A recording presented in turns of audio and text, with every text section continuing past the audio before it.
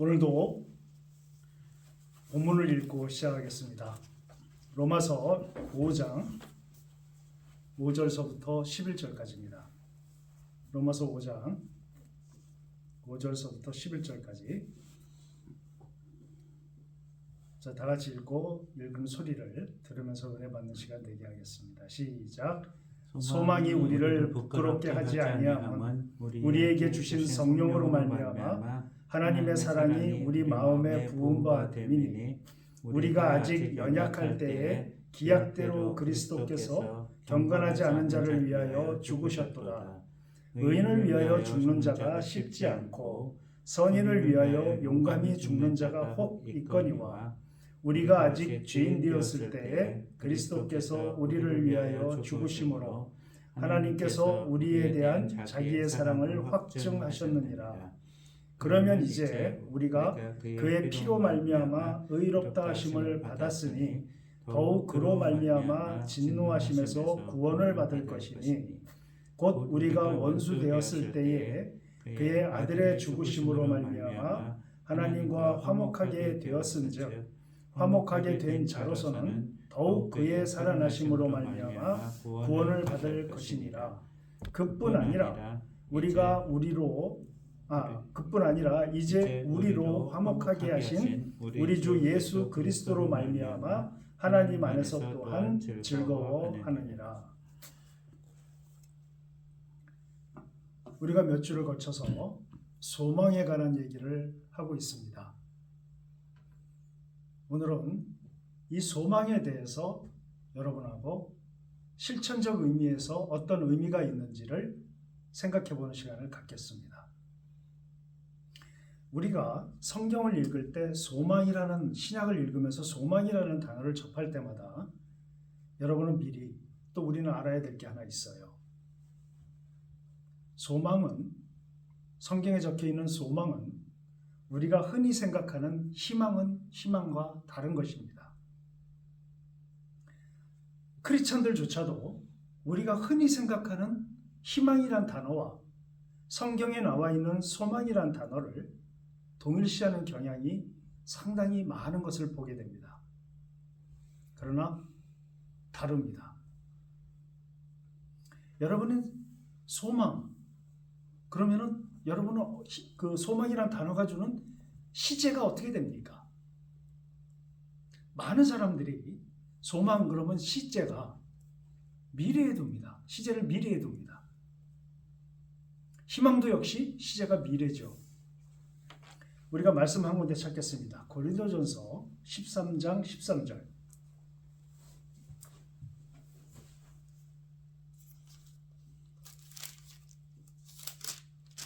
고린도전서 13장 13절.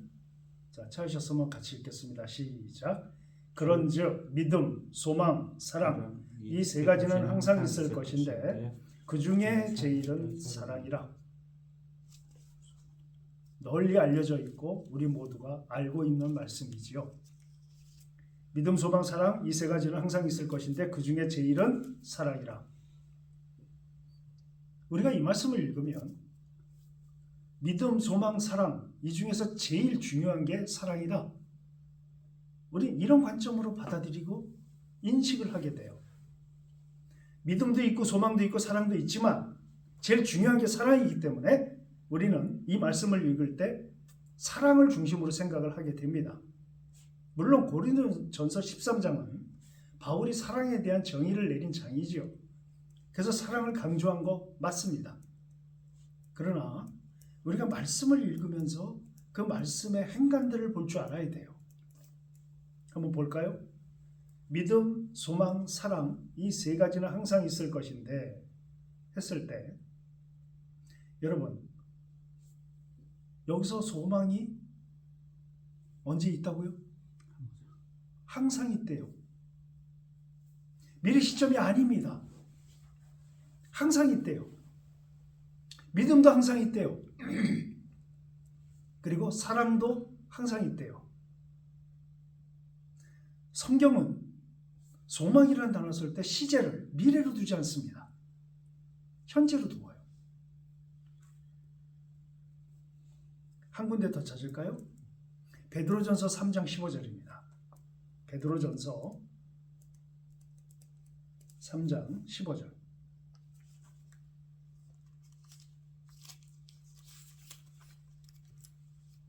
찾으셨어요? 자, 한번 읽겠습니다. 시작. 너희 마음에 그리스도를 주로 삼아 거룩하게 하고 너희 속에 있는 소망에 관한 이유를 묻는 자에게는 대답할 것을 항상 준비하되 온유와 두려움으로 하고. 그리스도인들에게 소망이 있어요. 근데 어떤 사람이 묻습니다. 야, 넌 왜 항상 소망이 있냐? 라고 물으면 대답할 것을 항상 준비하래요. 여기서도 베드로도 이 소망에 관한 시점을 미래의 어느 것이 아니라 바로 지금 현재 가지고 있는 소망에 대한 시제를 지금 현재로 두고 있다는 겁니다. 저번 주에 제가 말씀드렸던 걸로 기억이 납니다. 소망이라고 하는 것은 우리가 어떻게 되어서 어떤 것이 이루어지는 것, 또 어떻게 되는 것, 또 어떤 것이 획득이 되는 것, 소유하게 되는 것, 변하게 되는 것, 어떤 위치에 가게 되는 것, 미래에, 이게 소망이 아니고, 소망 자체는, 소망이라고 하는 것은 바로 하나님이 소망이시다. 그 하나님이 어떤 하나님이십니까? 아브라함의 하나님, 이삭의 하나님, 야곱의 하나님이세요. 이게 무슨 뜻입니까? 여러분, 아브라함의 하나님은 이삭의 하나님이, 야곱의 하나님이 되실 수가 없습니다. 왠지 아세요? 아브라함 죽은 다음에 야곱이 있지 않았어요? 아브라함이 영원히 살고 그 중간에 야곱이 있는 게 아니고, 아브라함이 죽고 나서 이삭이 태어나지 않았습니까? 아브라함이 미리 죽고 야곱도 나중에 죽고. 그러니까 다시 말하면 인간은 죽음을 맛보지만 아브라함의 하나님이 야곱의 하나님이 될 수 있다는 것은 무슨 뜻이에요? 바로 살아계신 하나님이라는 뜻이에요. 하나님이 당신을 아브라함의 하나님, 이삭의 하나님, 야곱의 하나님이라고 표현하신 것은 나는 살아있는 하나님, 다시 말하면 죽음이 없는 하나님, 영원히 존재하는 하나님을 강조하실 때 그렇게 그 말씀을 하신 겁니다. 우리 하나님은 그런 하나님이세요. 그러니까 내가 환난을 당하고 고난을 당해 지금. 근데 이 환난이 없어지는 것이 아니라 하나님이 존재하시기 때문에 그분이 소망인 겁니다. 저번 주까지 이 말씀을 드렸던 거예요. 그런데 많은 크리스찬들이 이 소망에 관한 얘기를 할 때 되게 시제의 문제에 봉착을 하기 때문에 오늘 이 말씀을 통해서 희망과 소망이 다르다는 것을 이야기를 나누려 하는 겁니다. 프랑스 신학자 중에 자크 엘렐이라는 사람이 있어요. 이 사람이 소망과 희망에 대해서 아주 구분을 잘 해놨습니다. 제가 한번 생각을 해봤어요. 저도 역시 희망과 소망을 시제를 미래에 두었습니다.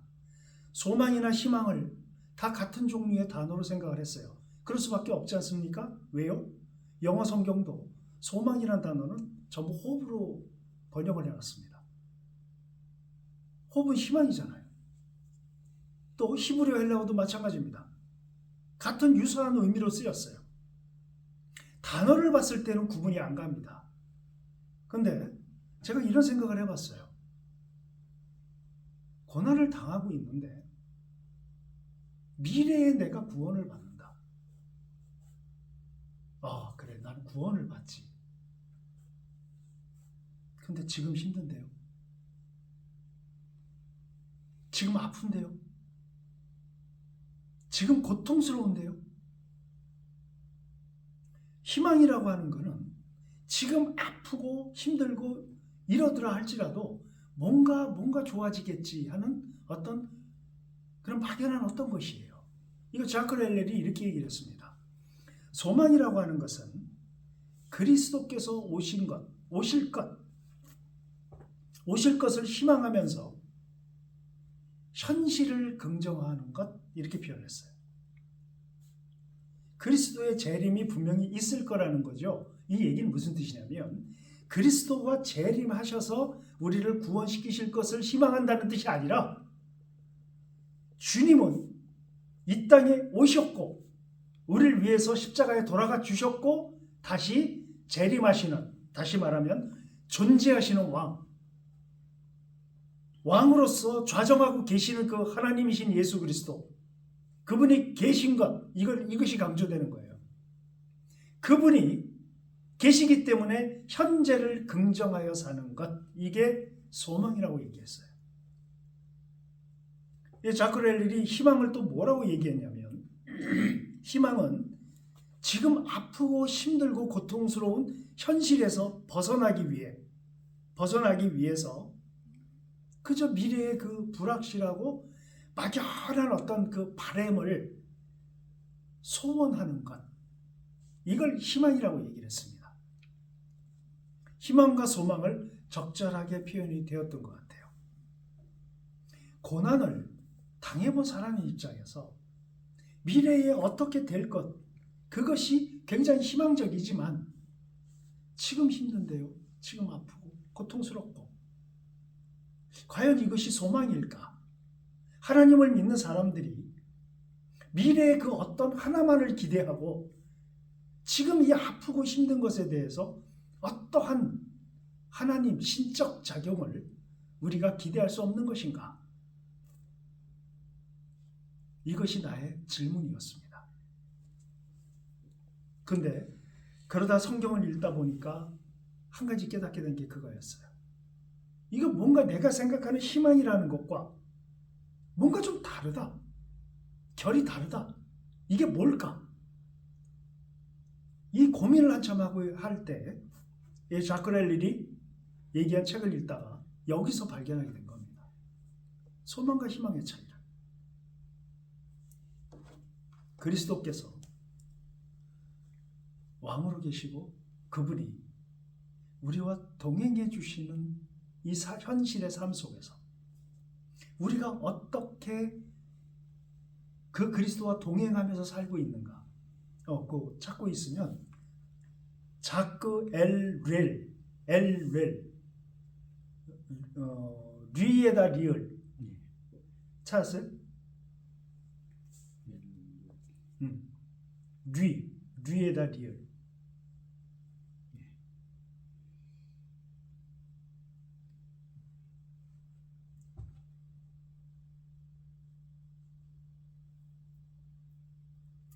찾았어? 네. 이 사람이 프랑스 2차 세계대전 당시에 그 신학자인데 이 사람이 그 시대에 이런 말을 한다는 것은 그 전인지 후인지는 정확히 기억이 안 나는데 참 용기 있는 신학자라는 생각이 들어요.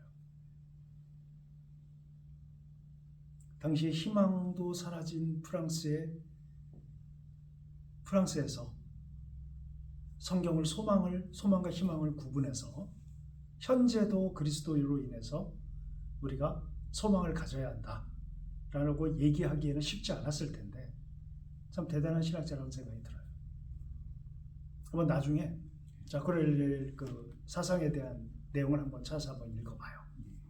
오케이. 다시 말씀드려서 소망과 희망은 우리가 흔히 생각하는 희망은 시점이 미래지만 성경에서 말하는 소망은 시점이 현재입니다. 지금이에요. 우리 그 자주 부르는 찬송 중에 사람을 보며 세상을 볼 때 만족함이 없었다. 나의 하나님 한 분만으로 나는 만족하겠다. 우리 이런 가사로 찬송을 부릅니다. 저는 그런 찬송을 부를 때 부르지만 지금 이렇게 힘들고 아프고 너무나 고단한데 하나님 한 분만으로 내가 만족한다? 저는 아니었어요. 그리고 하나님 한 분만으로 만족한다는 것이 무엇인지 모르겠더라고요. 그래서 이렇게 묻습니다. 주변 크리스천들에게. 정말 하나님 한 분만으로 이렇게 정서적이고 심리적인 안정감이 옵니까? 그러면 그럼요. 이렇게 대답하시는 분들도 계시고 뭐 그렇게 하려고 노력을 하죠. 라고 얘기하는 사람도 있었어요. 넌 크리스천 가정에서 처음 예수님을 믿고 그런 찬송을 부르는 저에게는 그것이 오지 않았습니다. 어떻게 하면 그 하나님만으로 모든 게 만족이 될까? 여러분은 어떠십니까? 내가 지금 환난 중에 있고 고난 중에 있는데 과연 내가 아는 그 하나님 한 분의 존재로 인해서 내가 만족함이, 심리적 정서적 안정감이 여러분에게 오던가요? 저는 있는 대로 표현 말씀드려서 전 안 됐었습니다. 그러면 그 하나님이 왜 안 될까요? 왜 안 될까 나는? 저 사람들은 된다는데. 우리가 흔히 보는, 주변에서 보는 신앙 좋은 분들 보면 그런 말을 쉽게 하세요. 나는 하나님 한 분만으로 만족이 된다. 그분이 존재하시기 때문에 나는 참 지금이 행복하다. 근데 모르겠더라고요. 한 가지 더 고백을 드리면 제가 목사 안수를 받기 한 달 전쯤 되었을 때 현실적인 현타가 온 적이 있습니다. 무슨 말씀이냐면 목사 안수를 받기 위해서 신학교 3년을 했지요. 그리고 목사 안수 고시를 받고요. 그런 모든 과정을 겪은 이후에 이제 한 달 정도 남아서 목사 안수를 받을 준비를 하고 있을 때 어떤 현타가 오기 시작했냐면 저는 사람을 심리적으로 본질적으로 사람을 좋아하지 않는다는 저를 발견했어요. 저는 좋은 사람보다 싫은 사람이 더 많았습니다. 제가 사람을 좋아하지 않아야 될 이유를 문장으로 작성한다면 100가지 이상 쓸 수 있었어요. 저는 사람을 그렇게 신뢰하거나 사람을 따르거나 저는 그러지 못하고 있다는 저를 발견했습니다. 그러니까 진짜 현타가 오기 시작했어요. 하나님, 이런 내가 목사 안수를 받아도 되는 겁니까?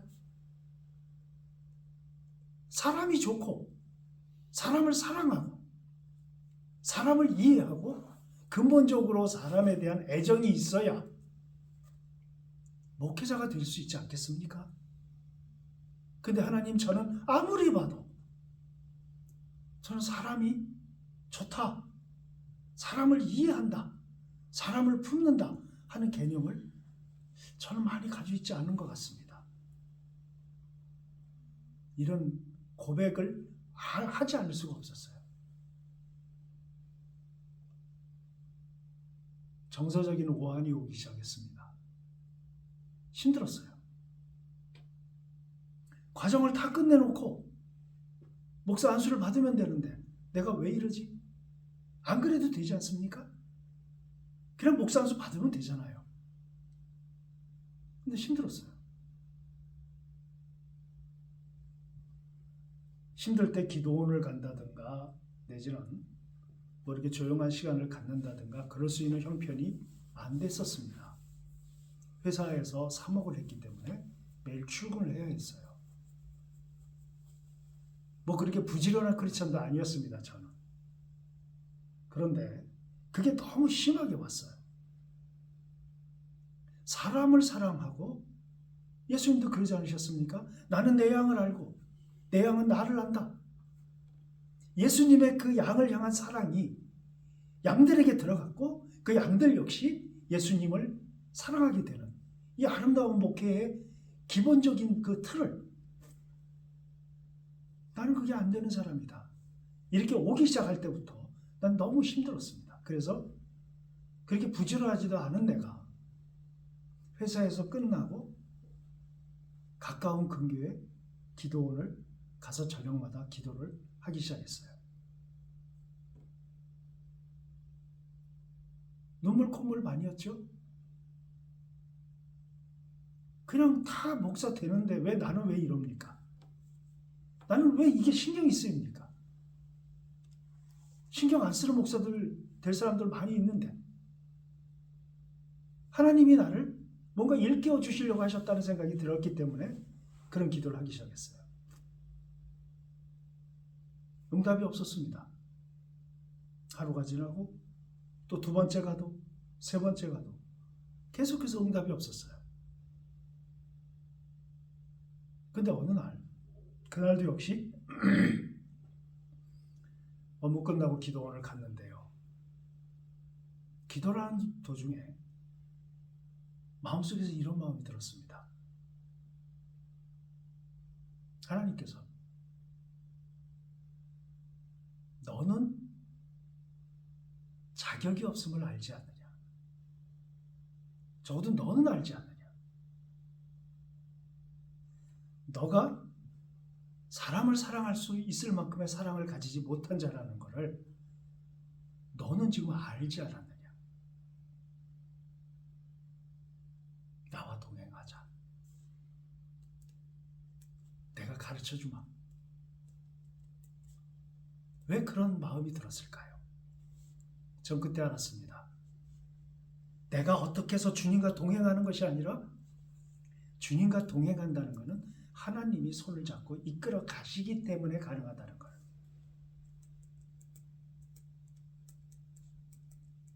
그렇지. 나는 알지. 내가 그런 인간이 아님을. 나는 사람을 사랑하는 존재가 아님을. 나는 알지. 하나님은 그걸 일깨워 주시려고 하셨던 것 같아요. 사람을 사랑하지 않는 목회자가 목회를 하게 되면 그 목회자는 율법주의자가 됩니다. 수많은 원칙을 만들어 놓고 그 원칙에 부합하지 않는 사람에 대해서 정죄하기 쉽습니다. 왜 이렇게 단호하게 얘기하느냐고요? 제가 그랬습니다. 제가 만약에 하나님 앞에서 이 현타를 느끼지 못했다면 저는 여전히 하나님의 말씀을 율법화시켜서 제가 만나는 많은 사람들을 그렇게 재단했을 겁니다. 너는 왜 사랑이 부족해? 너는 왜 그걸 이해 못해? 이런 식으로 나의 원칙을 만들어 놓고 내가 만날 그 많은 사람들을 어떤 원칙을 놓고 재단하고 그 원칙 앞에 세웠을 겁니다. 율법 앞에. 끔찍한 생각이 들었어요.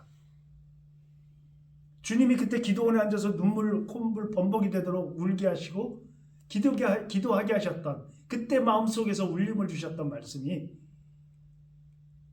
내가 죄인이라는 사실입니다. 난 여전히 구원의 소망, 하나님께서 존재하시기 때문에 예수 그리스도가 존재하시기 때문에 그 자체가 소망이 된다는 사실을 모르는 상태에서 그 소망이 있음을 깨닫지 못하는 상태에서는 그 자리에 뭐가 채워집니까? 율법이 채워집니다. 그 율법으로 사람을 재단했을 거예요. 근데 하나님이 그거 일깨워 주셨습니다. 너는 그래. 그래서 내가 너를 가르치마. 나와 동행하자. 그리스도가 지금 현재 내가 이 삶을 사는 삶의 현장 여기서 그리스도가 그 자체가 소망이 되시지 않으면 우리는 여전히 사람들을 율법으로 재단할 겁니다. 율법은요. 앞으로 우리가 공부에 나가겠지만 구약에 나와 있는 레위기에 나와 있는 그 율법만이 아니라 공자와 부처가 가르친 수많은 원칙들 다 율법입니다. 우리 안에 다 그런 것들이 원칙화되고 율법화되어 있어요. 그런 걸 가지고 재단을 하기 시작하면 우리 앞에서 벗어날 수 있는 인간은 없습니다. 그들을 어떻게 사랑합니까? 목사 안수를 받기 전에 하나님께서 깊은 시름 가운데 있게 하시고 정말 그 시름이 있을 때에는 답이 안 보였어요. 암흑이었습니다. 내가 목사랍시고 성도들 앞에서 설교하고 그들을 성경 공부를 시키고 권면하고 하는 자리에 있을 텐데 그들에 대한 근원적인 사랑이 없는 내가 무엇을 가르쳤겠습니까? 사랑을 가르치기도 다 벅찼을 겁니다. 근데 그 있기 전에, 목사가 되기 이전에 끊임없이 나를 때리는 센텐스 하나가 너는 사랑을 모른다. 너는 사람을 사랑하지 않는다. 그러니까 너의 기준은 제로다. 앞으로. 너의 모든 사고와 모든 원칙은 하나님의 사랑의 원칙이 되어야 한다. 이거 가르치시려고 그 과정을 겪게 하셨다는 생각이 들어요. 60이 넘어서 이렇게 과거를 돌아보면 그때는 참 괴롭고 힘들었는데 답이 안 보였는데 왜 그렇게 됐을까? 왜 그걸 경험했을까? 지금 돌아보면 너무나 넘치는 은혜라는 걸 깨닫게 됐어요. 그때 그 고통이 없었다면 저는 소망이란 단어를 미래에 두었을 것이며 현재 살아계시는 왕이신 그리스도가 나의 삶에 영향을 미치지 못하는 소망이 없는 존재가 되었을 겁니다. 여전히 희망이라고 하는 미래 시점에 있는 그 막연하고 암울한 그것들을 그냥 내가 추상적으로 만들어낸 그런 관점. 마치 로또 복권을 사는 사람들의 심정처럼 살았을 겁니다. 소망을 갖지 못하고 희망을 갖는 사람들은 세상 사람들, 세상을 지혜롭게 살라고 가르치는 사람들, 희망을 가지래요. 희망을 가져야 현실을 이겨낼 수 있대요. 한시적이잖아요. 생각해 봅시다. 로또 복권을 사는 사람, 일주일이 희망 가득하게 산대요. 일주일을. 혹시 당첨될지 모른다. 그러니까 또 실망하겠죠. 물론 당첨되는 사람도 있겠지만 우리의 삶이 그렇게 막연한 어떤 바람으로 이루어져 가는 게 아니지 않습니까? 특히 기독교인들이 예수님을 믿고 뭔가 희망을 갖고 소망을 갖고 살아가는데 뭔가 일이 틀어지면 여러분 그 안에 소망이란 단어와 희망이란 단어를 하나로 두고 시점을 미래로 두었을 때 현재를 어떻게 하실 겁니까? 세상 사람들은 어떻게 하는 줄 아시죠? 그들은 술을 마십니다. 잊기 위해서요. 스트레스를 풀기 위해서요. 각종 유흥거리를 찾습니다. 크리스찬이든 넌크리스찬이든 그렇게 사는 게 맞을까요? 기독교인들도 그렇게 살아야 할까요? 아니죠. 현실에 하나님이 현실과 벗어나 있는 존재. 뭔가 현실에서 벗어나서 멀리 이 다음에 언제 만날 존재.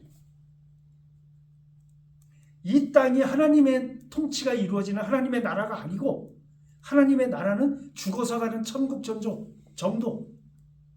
그렇게 생각해가지고는 현실에서 너무나 많은 질문들이 나올 수밖에 없습니다. 하나님, 어떤 존재이십니까? 내가 하나님을 이렇게 잘 믿는데 왜 이런 일들이 벌어집니까? 이따오 소리가 나올 수밖에 없어요. 지금 이 순간에 존재하시는 하나님, 끊임없이 나와 동행하시기를 원하시는 하나님. 대부분 이런 질문들을 하는 분들이 있어요. 하나님과 동행하기 위해서는 어떻게 해야 합니까? 우리가 어떻게 해서 되는 게 아니죠. 우리는 하나님과 동행하기에 참으로 부족한 존재들입니다. 여러분 성경에 보면 사람이 하나님을 찾았습니까? 하나님이 사람을 찾아오셨습니까? 대부분 물론 사람이 열심히 기도해서 기도응답을 받은 몇몇 사람들이 성경에 나오는 건 사실이지만 그 사람이 죄를 짓고 문제가 심각해졌을 때 누가 먼저 찾아옵니까? 하나님이십니다. 범죄한 아담을 찾은 것도 아담이 먼저 찾은 게 아니라 하나님이 찾으셨고요. 가인이 범죄했을 때에도 가인이 하나님을 찾은 게 아니라 하나님이 먼저 찾으셨고요. 뭔가 죄로 인해서 심각한 상황에 빠져 있을 때 생각해 보십시오. 하나님이 찾으셨습니다. 동행은 그렇게 이루어지는 거죠. 하나님이 함께 가고자 할 때 우리들은 그 손을 뿌리칩니다. 하나님이 동행하시기를 원할 때 우리는 상당한 여러 가지 영역들을 하나님의 손을 놓아버립니다. 한두 가지가 아니겠지요? 하나님께서 주권을 가지시고 가야 되는데 우리가 주권을 갖는 경우가 얼마나 많습니까? 그래서 동행을 거부하는 겁니다. 하나님과 동행하려면 어떻게 해야 돼요? 하나님을 항상 동행하기를 원하세요. 우리 안에 계세요. 현실 속에서 한마디 한마디 가족을 대하는 한마디 한마디 속에 하나님이 동행하세요. 직장에서 어떤 원칙을 정할 때에도 하나님이 동행하세요.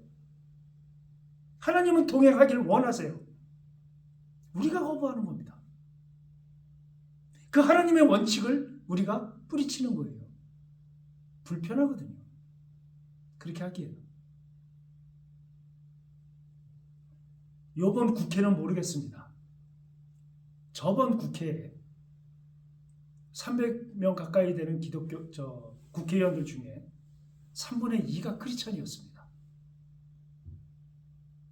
3분의 2요.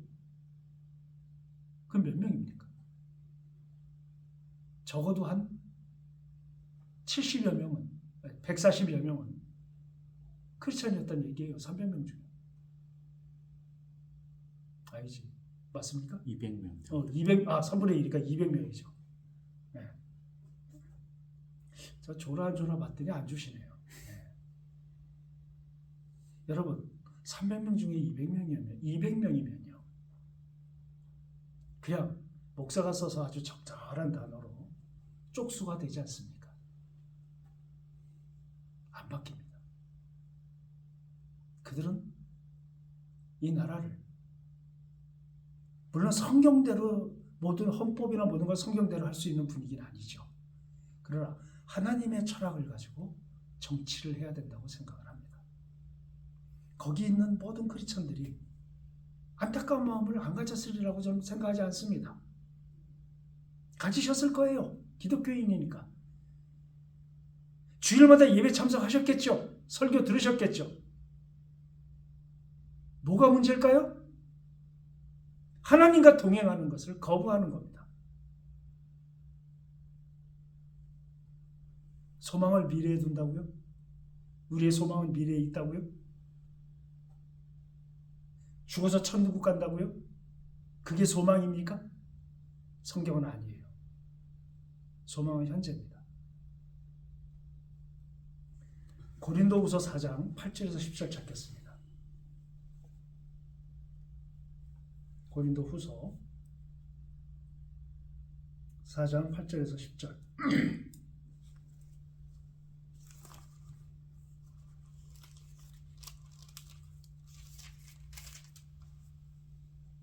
자, 찾으셨으면 같이 읽겠습니다. 시작. 우리가 사방으로 우겨쌈을 당하여도 쌓이지 아니하며 답답한 일을 당하여도 낙심하지 아니하며 박해를 받아도 버림받지 아니하며 거꾸로 들임을 당하여도 망하지 아니하고 우리가 항상 예수의 죽음을 몸에 짊어지면 예수의 생명이 우리 몸에 나타나게 하려 함이라. 예수의 생명이 우리 안에서 나타나게 하려 한대요. 뭐예요? 예수님은 돌아가셨습니까? 돌아가셨지요. 그런데 부활하셨어요. 살아나셨어요.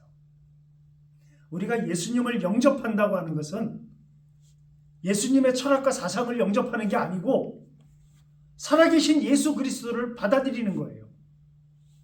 그분은 호흡하시는 하나님이십니다. 그분은 왕이세요.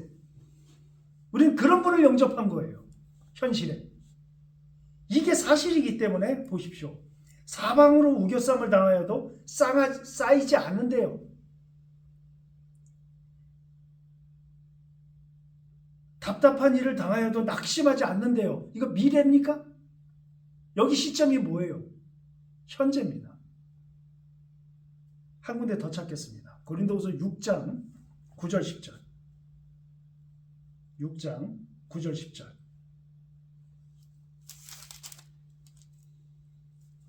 자, 한번 읽겠습니다. 시작. 무명한 자 같으나 유명한 자요, 죽은 자 같으나 보라, 우리가 살아있고 징계를 받은 자 같으나 죽임을 당하지 아니하고, 근심하는 자 같으나 항상 기뻐하고, 가난한 자 같으나 많은 사람을 부유하게 하고, 아무것도 없는 자 같으나 모든 것을 가진 자다. 미래입니까? 현실이에요. 지금입니다. 가난한 자 같아요. 난 가난해요. 그러나 난 가난하지 않대요. 근심해요. 근심할 게 많습니다. 살다 보면. 그래서 근심하는 자 같아요. 그러나 근심하는 자 아니래요. 왜요? 내 안에 왕이신 그리스도가 계시기 때문이래요. 시점이 우리가 현재 고난을 받고 힘들고 막 이래도 미래에 죽어서 천국 간다고요. 그걸로 지금의 아픔의 전부 상쇄가 되고 해결이 된다고요. 저는 아니더라고요. 여전히 힘들고 아파요. 아플 때는 아픕니다. 몸이 아파서 몸에 통증이 와요. 이 안 아프려면 어떻게 해야 돼요? 하고 의사한테 묻습니다. 그러면 진통제를 주죠. 그러면 안 아파요. 이게 현실이지 않습니까? 현실이 이러한데 미래의 천국 가기 때문에 지금을 이길 수 있다고요? 아니, 물론 그럴 수 있겠죠.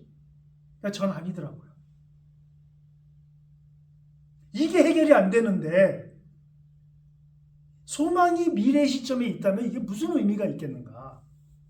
이런 생각이 들었어요. 생각해 봅시다. 불행한 일을 당합니다. 힘들죠. 고통스럽고 아픕니다. 그런데 정상적으로 그리스도가 내면의 왕으로 좌정해 있는 그리스도인은 그 시점에서부터 시작을 하죠. 내 안에 하나님이 계신다. 그분은 왕이시고 전지하시고 전능하신 분이고 완전한 전선하신 분이다. 지금 이 문제를 알고 계신다. 나의 이 문제를 지금 보고 계신다. 여러분, 이 원칙이, 이 원리가, 이 사실이 자기화 되는데 저는 거의 한 20년 걸린 것 같아요. 알았어요. 아, 그렇구나. 소망은 현재 시점이고 이 부분이 하나님 자체가 소망이시기 때문에 이 문제가 해결되겠구나. 인식이 됐어요. 그러나 여전히 힘듭니다.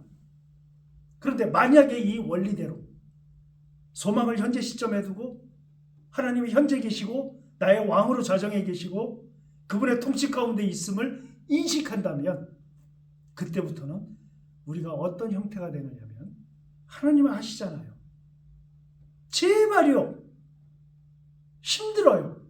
이렇게 얘기할 수 있지 않겠어요? 여기 계시기 때문에. 그런 사람이 있습니다. 시편의 다윗을 보세요. 마치 여기 있는 하나님한테 막 얘기를 해요. 언제까지 나를 이렇게 놔두실 겁니까? 원수들이 너의 하나님은 어디 있느냐? 막 소리치는 거 안 들리십니까? 저들 머리 위에 화로를 얹어주십시오. 내 무릎 앞에 무릎 꿇게 해주세요, 하나님. 마치 다윗은 여기 하나님이 있는 듯이 얘기를 해요. 심각한 고난을 당해본 사람은 모르겠습니다. 보통 이제 고난에 대한 얘기를 또 나눌 때가 있겠지만 심각한 고난을 당해봤습니다. 그러니까 많은 간증을 들을 때 내가 심각한 고난을 당했을 때 하나님께서 이렇게 해주시고 해서 이 고난을 내가 기도하고 금식하고 했더니 하나님이 응답해 주셨습니다. 난 간증들을 참 많이 들었어요. 근데 제가 고난을 당하기 시작했을 때입니다. 전 기도가 안 되더라고요. 하나님 생각 안 나더라고요. 너무 아팠어요. 정신이 없어요. 슬픔이 덮쳐왔을 때에 신앙, 하나님 이런 원칙들이 안 떠오르더라고요. 그냥 힘들고 아프고 아주 어려웠어요. 소망이 미래 시점에 있었다면 저는 지금 여기 서 있지 못했을 겁니다. 소망이 현재 시점이라는 걸 알았을 때 제가 고백한 게 하나 있었어요. 아하, 내가 이렇게 지금 힘들고 아프고 너무 고통스러운데 소망이 계시지 나한테. 그래도 해결이 안 되잖아요. 그런데요, 내 안에 소망이 계신다는 인식이 되는 거하고 소망이 희망으로 해석돼가지고 저 미래의 어느 영역에 가 있다고 생각하면 여러분 지금 이 실질적 소망을 가지기가 어렵습니다. 그 소망이 저번 시간에 말씀드린 것처럼 이렇게 되어지는 것, 무엇이 이루어지는 것, 이게 소망이라고 생각하면 틀렸습니다. 그거 아니에요. 하나님은 전능하시다. 이게 무슨 뜻입니까? 나의 모든 문제를 해결해 주실 수 있다. 하나님은 전지하시다. 하나님은 내가 아픔 당하는, 신체적으로 당하는 이 모든 병명을 다 알고 계신다. 하나님은 전선하시다. 이 모든 문제 해결하시는 데 있어서 선하게 역사하실 것이다. 소망이 현재 시점에 있는 사람들은 이 생각을 시작할 수 있다고 생각을 합니다. 제가 그랬어요. 전 기도도 되지 않았고 너무나 아팠고 정신적으로도 혼미했고, 근데 하나 마음속에 있는 것은 소망 그 존재 자체이신 그리스도가 내 안에 계신다. 그분은 아신다 나를. 내가 얼마나 더러운 죄인이고 또한 하나님의 힘 아니면 안 되는 존재임을 내 안에 계신 소망은 아신다. 이거 아니면 이기기 힘듭니다, 여러분. 이거 외에는 없어요. 아주 심각한 고뇌 가운데 있는 사람들, 그분들하고 대화를 나누다 보면 귀착점이 뭐냐면 그리스도의 존재입니다. 내 안에 있는 그리스도의 존재. 이 인식이 되는데 저는 한 20년 걸렸다는 생각이 들어요. 조금 일찍 알려주시지. 그리고 그 많은 시행착오를 이길 수 있었을 텐데. 이런 안타까움도 있었지만 늦게나마 그 하나님 당신 자신이 나의 소망이 되신다는 사실을 인식이 되기 시작할 때부터 그 아직도 해결되지 않은 많은 문제들 앞에서 지금 살아계신 이 소망이신 하나님을 붙들고 내가 자꾸 그 손을 뿌리쳤던 하나님과의 동행하는 삶을 하나씩 실천해 가보는 겁니다. 예를 들어서 이런 거겠죠. 정말 난해한 상태에서 어떤 사람하고 관계가 틀어졌어요. 틀어진 상태에서 그냥 아무 일 없었다는 듯이 감정을 이긴다는 차원보다는 감정을 드러내지 않은 상태에서 화해의 손길을 먼저 밀어보는 겁니다. 아주 사소한 거죠. 정말 원치 않는 사람하고는 같은 공간에 있는 게 힘들지 않습니까? 근데 공간에 들어가 보는 겁니다. 나는 싫어요. 안 돼요, 그게. 근데 한번 해보는 거예요. 제가 아주 좋아하는 문장이 하나 있습니다. 그냥 한번 해보자. 저 이 문장을 아주 좋아합니다. 그냥 한번 해보자. 나는 원치 않고 나는 그만한 인격이 안 되고 그런 존재인데 내 주인이 하라시니까 그냥 한번 해보자. 저 이 문장을 아주 좋아합니다. 제가 통화하고 아무렇지 않게 관계를 유지하고 잘 지내는 사람들 중에서 지금도 감정이 좋지 않고 끊임없이 저 아이는 나한테 어떤 짓을 했는지 아직도 인식을 못하고 있다. 그런 사람들이 상당수가 있습니다. 중요한 것은 그들이 나로 인해서 불편하면 안 되겠다는 거예요. 주님이 그러래요. 그래서 그렇게 해봤어요. 뜬금없이 전화해서 보고 싶은데 얼굴 한번 안 보여주냐고 한마디 합니다. 그러면 멀쩡게 얘기를 해요. 언제 한번 찾아뵐게요. 그리고 안 와요. 불편하니까. 또 합니다, 전화를. 야, 고구마 구워 먹자. 그거 와요. 오면 아무렇지 않게 대해줍니다. 한번 해봤어요. 내면은 정리가 안 돼 있죠, 여전히. 근데 그가 불편하면 안 되니까. 하나님 어떠시겠습니까? 이 땅을 내려볼 때, 이 죄악된 인간들을 바라볼 때 하나님 어떠시겠어요? 근데 그분은 화해를 먼저 청하셨어요. 한번 해보자. 잘 될지 모르지만 한번 해보자. 입버릇처럼 달고 살게 됐어요. 물론 혼자서 합니다. 그 친구, 그래, 한번 해보자. 그것뿐만이 아니라 성경 말씀에 우리가 말씀을 접할 때 제가 자꾸 근본적인 말씀을 자꾸 드리는데 소망이라고 하는 것을 여러분 오늘 이 시간 이후부터는 시점을 미래에 두지 마십시오. 그것은 소망이 아닙니다. 소망은 살아계신 하나님이에요. 내밀하게 나를 아시고 내 문제를 아시고 그 문제를 위해서 동행하시는 하나님이에요. 지금 어려움을 겪고 아프고 힘들고 고난 가운데 환난 가운데 있다. 이 소망을 여러분이 오늘 이 시간 이후부터는 재해석하시기 원합니다. 문제가 봉착됐을 때 하나님이 어떻게 생각하실까? 하나님은 지금 이 봉착된 문제를 나에게 왜 허락하셨을까? 나에게 무엇을 하라고 하시는 것일까? 여러분 사고가 여기서부터 시작되셨으면 좋겠습니다. 그럴 때 비로소 지금 바울이 로마서 5장에서부터 1절서부터 11절까지 얘기한 우리가 그리스도 예수를 주로 받았어요. 그 예수와 함께 기쁨을 누리지요.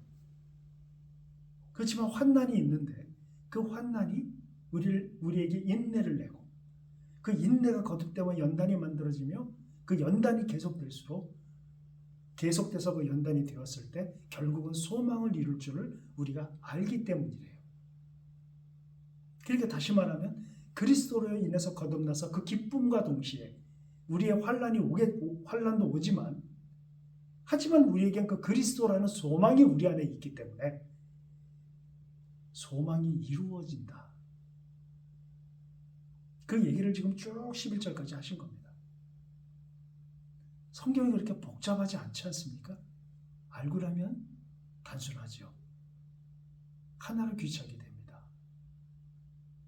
그리스도께서 내 안에 왕이 되셨을 때 그분 당신이 소망이시기 때문에 그분은 나를 알고 내가 그리스도를 알고 그분과 동행하는 삶을 거절하지 않을 때 지금 내가 어렵고 환난 가운데 있다 할지라도 그분의 동행하심으로 인해서 하나씩 문제가 해결된다는 보다는 내가 그리스도화 되면서 그것을 견뎌내고 이겨내고 결국은 선이 이루어지는 그런 과정을 우리가 겪게 되는 것입니다. 막연하게 소망을 미래의 시점에 두지 마십시오. 소망은 현재 시점입니다. 그분은 아브라함의 하나님, 이삭의 하나님, 야곱의 하나님이세요. 다시 말씀드리면 살아계신 하나님이세요. 우리 안에 내정해 계신 하나님이세요. 세상 사람들처럼 지금 현재 어려움을 잊기 위해서 술 마시고 뭔가 멍 때리고 현실을 도피하고 하는 과정을 우린 그렇게 살아가서는 안 되지 않습니까? 이제부터 소망에 대한 바른 이해로 현 시점에 하나님과 함께 동행하는, 그래서 소망을 우리가 아예 갖고 사는 그런 기독교인으로서 바울의 가르침을 5장 1절부터 11절 말씀을 이렇게 이해를 하시면 정확하게 이해하시는 것이라고 말씀을 드리고 싶습니다. 예, 수고들 하셨습니다.